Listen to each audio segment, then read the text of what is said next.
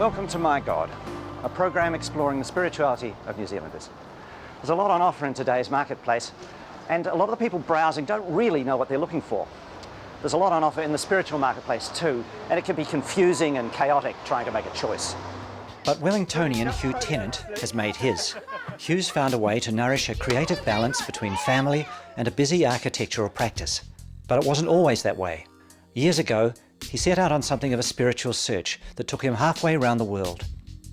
The spirituality Hugh brought home, and that he's adapted to fit his urban lifestyle, is not the one he grew up with. The kind of quest for spiritual nourishment, something you've been concerned with a lot of your life, where did that start? Probably late teens, I started to think about that. And so I had been brought up a Christian, confirmed in the Anglican Church and in the school choir, but I couldn't really connect with that in any sort of depth in my heart. And I remember sitting through the night with sort of drinking whiskey and having long discussions about the meaning of life, getting completely plastered. Yeah. And realising at a certain point I needed to actually do something different to kind of follow that yearning. I think there was two things. One is that sort of existential yearning, like a questioning that hadn't been satisfied, and another was a recognition that I could have been happier than I was. And I'd been reading a lot of books and had friends who were doing similar readings, Buddhist kind of books. And when I read those books, I just felt something was there, something interesting, because there wasn't a sense of a dogma or a doctrine. It was more of an inquiry. And then I decided to travel for a year in Asia.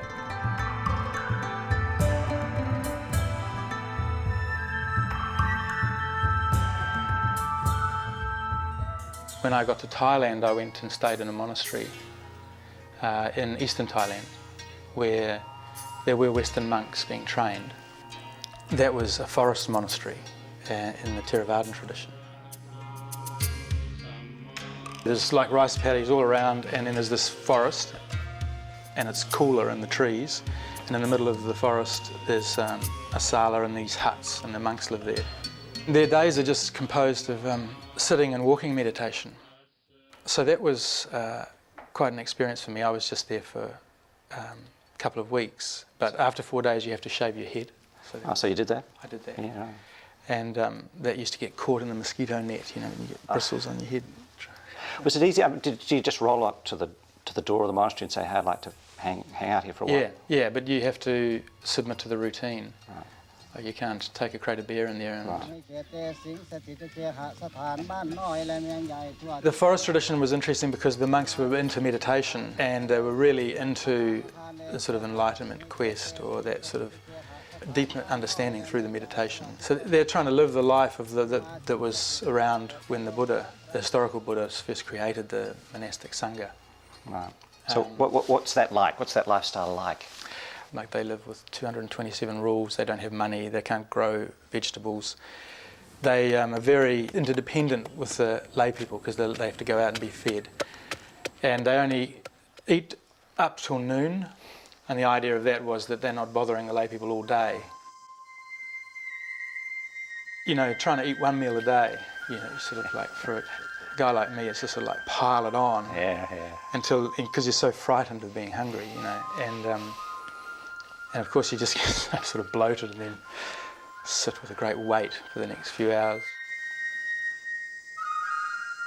As a layperson, you only have to take 8 precepts. The first one is not killing anything, so it's sort of harmlessness. Mm-hmm. And then not taking anything that's not offered, so that's sort of not stealing. And right speech, so like not lying, so, you know, saying the truth. And then not taking, you know, things that cloud the mind. Right. So in, you know, a lot of Buddhist countries that means not drinking or drug taking, and the monks undertake to be celibate and actually not undertake any sexual activity, so no masturbation but as a lay precept, that's about honouring people's relationships and having, you know, not adultery, you know, basically. So they're quite similar to Christian ethical guidelines. But the idea of them is that they create a foundation for the meditation practice, Right. and a foundation for living together.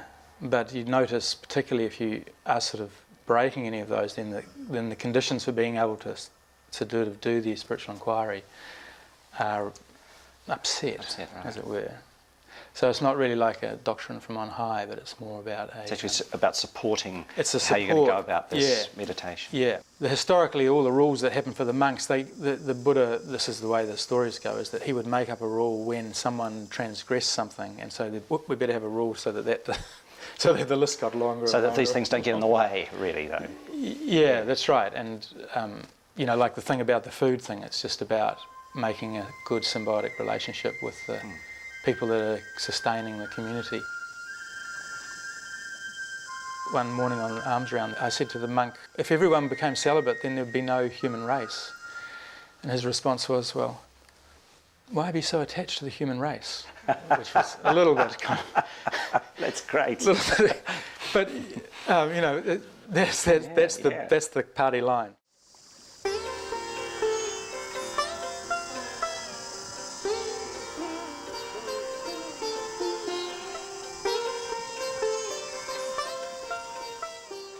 You came back from Asia. What happened to you then? What did you do then? I actually discovered there were monks who had been training in that same monastery in Wellington. I used to go and sit with them, and they had just bought this piece of land, and I said I'd be happy to help them with their buildings. I also helped organise the construction of that, and it was sort of in the manner of a barn raising where there was lots and lots of community input. So I lived there for a year, and it took about 3 years to complete. Because the problem about putting it inside is that it divides the space up in the middle. Yeah. Although with that extra size, we might be able to figure out a way of doing that. If it makes it to its outside, I mean, some people just sit out here, they stand out here. They wanted to build a good meditation hall there, so that's a sort of a small public building, and we built it all out of wood. Yeah. No, I like the retreat idea. It's a really good idea. What I did was create a cloister in the front. The head monk said, I love this cloister because it helps people compose their minds before they come to meditate. So now the sun's higher up. You see, it actually goes through the window now. A marquee gets strung around the top of that, and in a tent, there's a pole in the middle goes up when people come for the big Buddhist days. If the windows are higher up, it won't bother them so much. You won't get so much light, direct sunlight in. No, It's sort of like New Zealand stick building taken to its max. It's sort of like studs, instead of being 4x2s, they're 8x2s and going twice the height. And then there's a big wall of doors that open up, hang up, which is a device from the Japanese Imperial Palace, actually, in Kyoto. Yeah, no, actually, they're not that hard to undo, are they? We just unbolt them. Yeah. The challenge of that building was to make something that could house the monks and their activities of rising in the morning for their early meditation, and might be 5 or 10 of them, and then also accommodating big groups of 300 or 400 when people come for the big Buddhist days.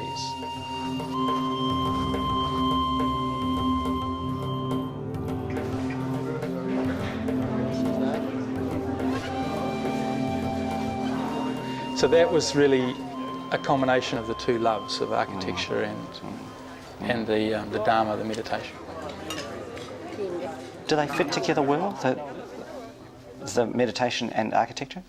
At times. Yeah. Yeah, at times. So because of that sort of those two interests, I've been invited to do other projects because people recognise that I'd have some ability to make good contemplative space. And so I've been doing that in the Christian tradition. Yeah, so we did this project, like opening This was the first one. Yeah, opening these Yeah. openings up was really It's great on this Made a- cold weather at the moment. Yeah, You that- just come on in. yeah, thank you. Yeah, so we did this. Meditation room. Yeah. It's interesting in Christianity. There's a sort of an interest in meditation Yeah, very and, much, yeah. and more contemplation.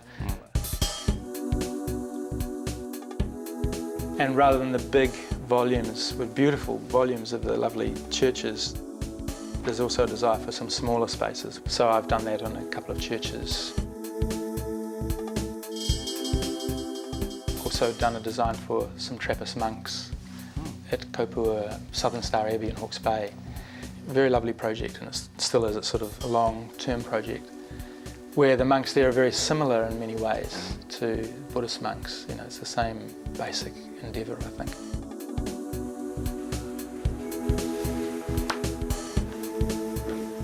Can you talk to us a little bit about the way your spirituality informs the practical application of your work? I'm influenced, you know, obviously by the sort of spiritual journey that I've been on and on.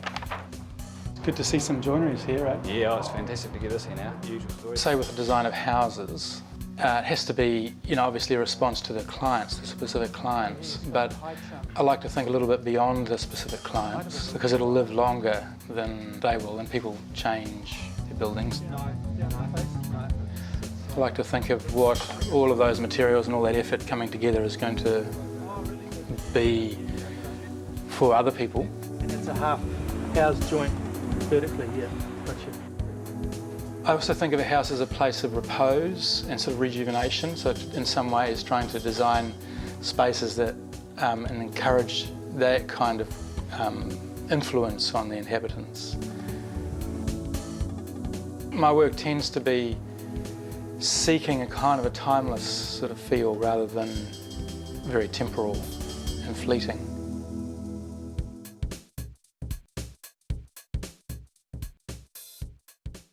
Unfortunately, architecture is sort of, we're dealing in luxury goods in New Zealand because there's only 5% of houses get architecturally designed, and that's good in terms of the architectural expression that one can have, and that's why I like the work, is because of the ability to design and the creative aspect.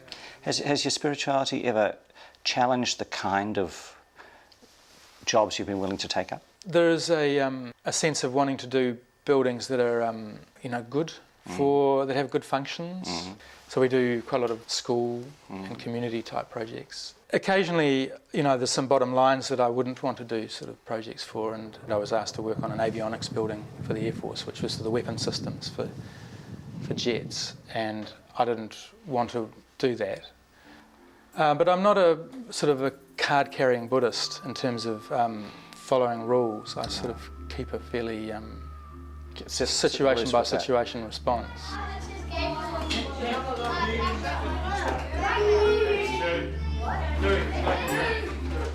Are there precepts that you hold to? Yeah, they inform my life. Yeah. Like I don't abstain from alcohol, but the thing is to become really aware, which I think anyone does, of when it starts to become in any way destructive, you know. And I mean, I was a vegetarian, but now I eat meat, but I don't like killing things. I don't like going fishing, and I don't hunt or anything like that. And the right speech thing is a huge area to sort of investigate, because we're talking all the time, and you realise how, you know, unsettling it is to lie. You know, what does the things I say, what do they create, you know? Yeah. As like trying to bring a consciousness to that. As a person with a family, as a person with a business, presumably those kind of questions are always there. They are, and so all of those precepts are one. I don't sort of regard them as rules. I think of them as sort of areas to live with. So you're in negotiation with them in terms of their appropriateness within your life. Yeah, and they can be a bit soft. Like, you know, sometimes one can do a little shuffle there to follow some desire, but you kind of get bitten.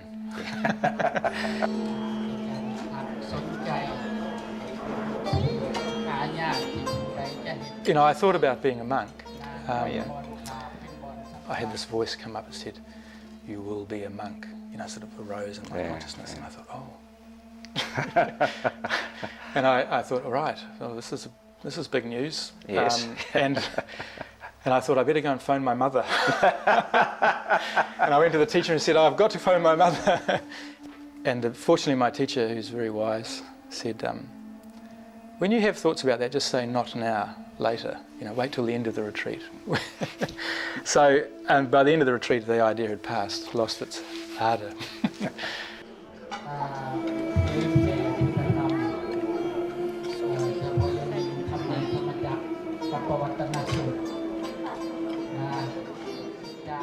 So I've got a lot of worldly karma, as one of the monks told me once. Yes.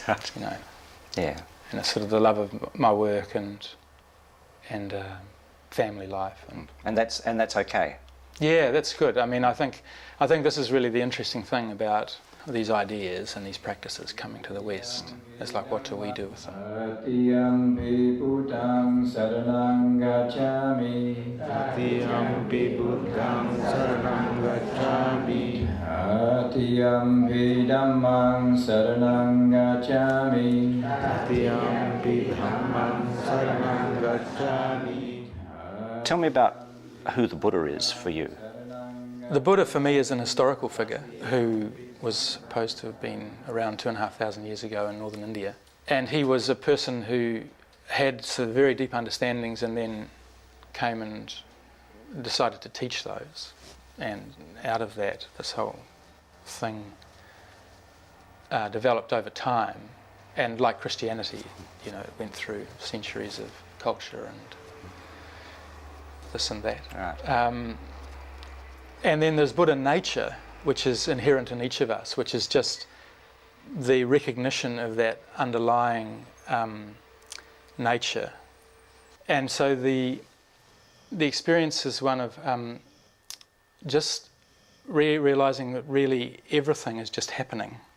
So there's just this sort of unfolding play of life, and that even the idea of experiencing is just happening. Everything is just so. So there's this sort of suchness or so-ness. And the kind of response from that is just one of openness, because there isn't anything to project or defend. And also there isn't any really sense of separateness. And so I think that kind of recognition or experience is sort of quite something very essential. So that is what I think of as Buddha nature. And the historical figure, like if you go into a monastery, there's a figure there. It's a symbol of that to me.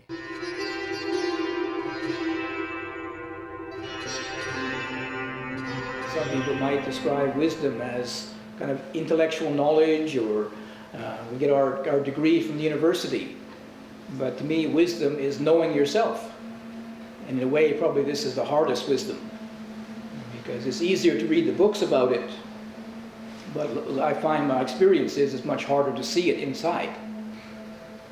But this is something we can take heart from, because this is what the Buddhist path is. The Buddha, in a way, he gave us the example. He was in one way, he was the one who made the path.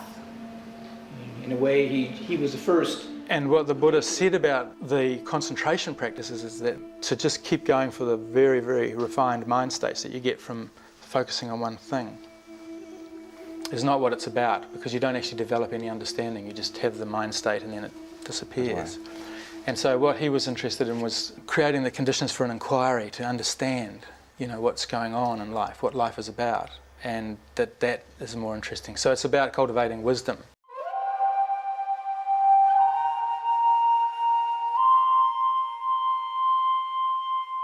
So the tradition that I'm interested in and have been trained in is one called insight meditation or vipassana. And it's sort of the foundation practice of a lot of Buddhist teachings. It removes the distraction. And that sort of impulsion that we always have to just get fascinated by ourselves. So much of what we think about is me, mine, you and yours, and what I'm doing, what I'm becoming, and what I've done. And so the idea is that actually innately within us, there's great depths of understanding that is sort of clouded by all that sort of self-interest. The whole idea is to be resting in the present and have an open and accepting kind of relationship with what's happening now, like just right now. Right now. And so that's a constantly changing now.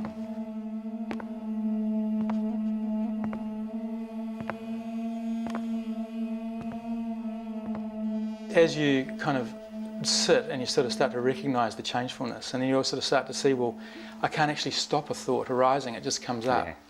And you start to see thoughts like clouds in the sky. And so there's a little bit less stickiness or attachment to the thoughts. You sort of realise, well, actually, we can have a relationship with how we think rather than just It being us. being us. Yeah. That's right. And then you start to sort of wonder where the boundary is. Because if I'm not my thought about myself, then what am I? So that, you know, that's a wonderful inquiry. And so that's where this idea of interconnection comes from. But it's not an idea, it becomes actually an experience. So it's not a doctrine. No. Each person has to discover these things themselves. For themselves. Yeah. And so it's not about a doctrine at all. In fact, there's this great reluctance to be attached to views and opinions, because so much suffering and destruction comes from being so attached to views and opinions, just ideas. Reflections to get us started for this period of sitting. I think that it's important to keep dipping into the waters, so that's the regular practice, and regular contact with the community is a really good thing for nourishing my life. Just taking a posture where you can be relaxed but awake, so you're allowing the back to be upright and the head to be straight on the spine. It's so much easier meditating together. So we've created a sitting group that has grown over the years, and there's a meeting weekly, of which I'm one of the people that helps hold the space and offer guidance.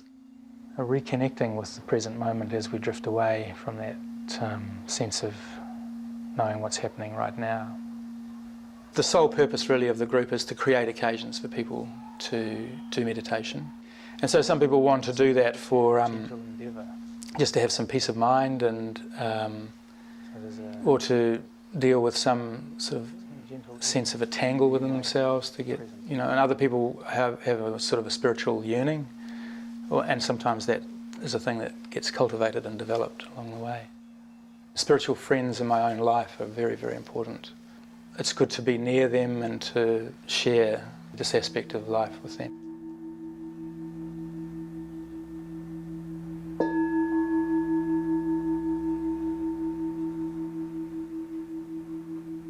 Sometimes when people, especially talking about Theravadan Buddhism, speak of it as an atheistic religion. Yeah. So you're kind of saying that the word God, as traditionally understood, doesn't really have a place here. No, it doesn't really.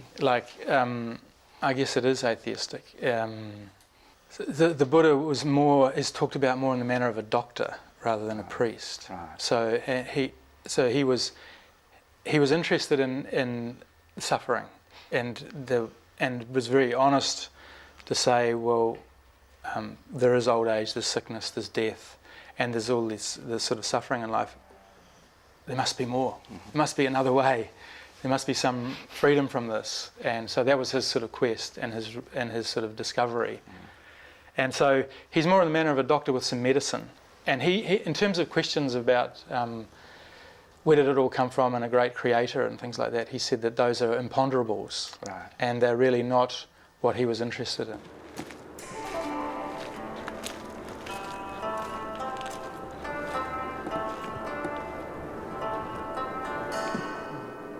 But what's interesting is that when the heart becomes open, then my understanding of other religions is sort of enhanced.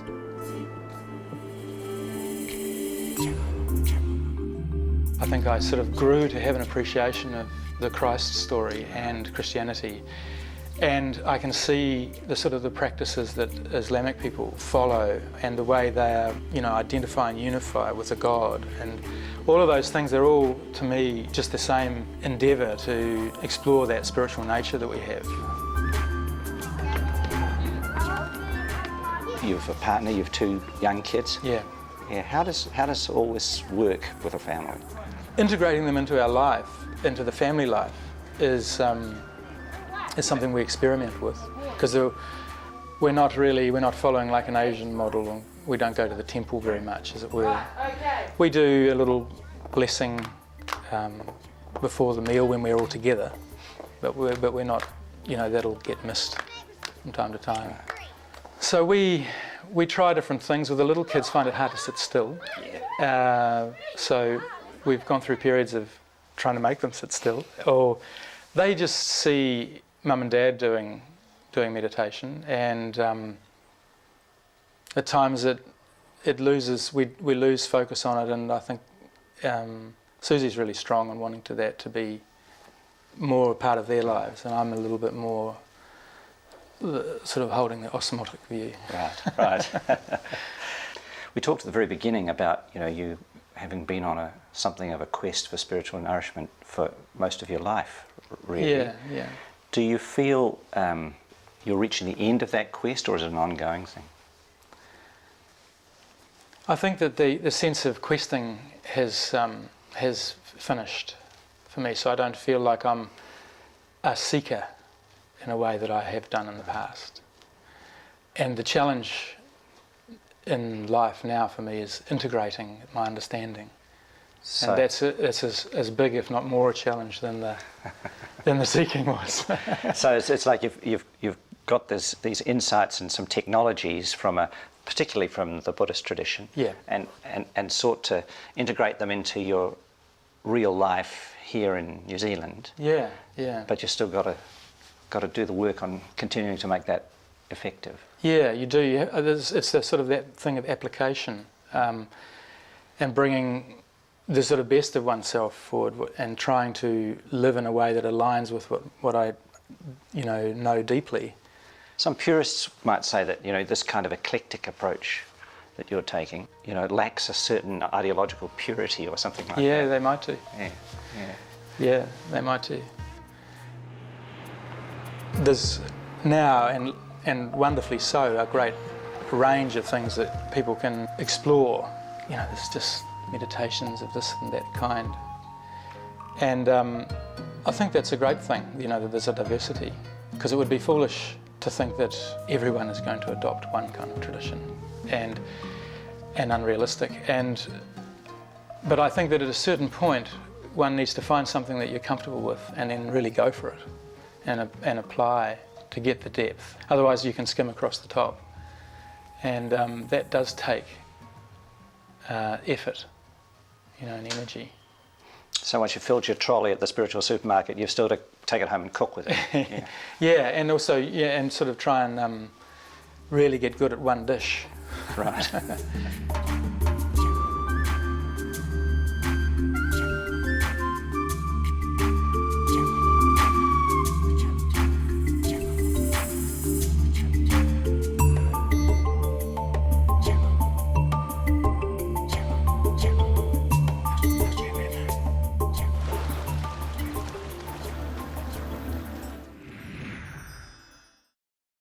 This program was made with funding from New Zealand On Air.